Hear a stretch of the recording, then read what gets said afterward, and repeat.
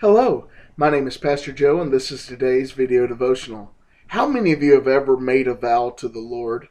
When I was married over 7 years ago, I made a vow to my wife that I would love her and cherish her in sickness and in health till death do we part.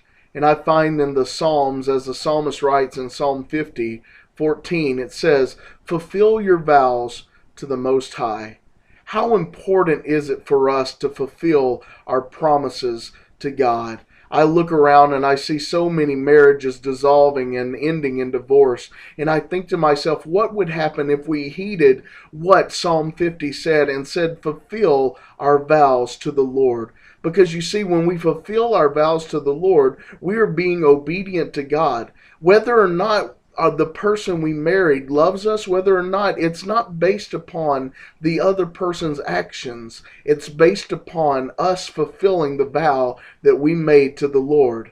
If your husband, if your wife does not love you, if they do not respect you, that doesn't take you away from your responsibility to fulfill what God has called you to do, to fulfill your vow to the Lord. Be the husband God has called you to be. Be the wife that God has ordained you to be. Do not be as concerned about the other person in the marriage as you are in your relationship with Christ. Because love has no record of wrong. Love is all about the other person. It does things no matter what the response of the other person is.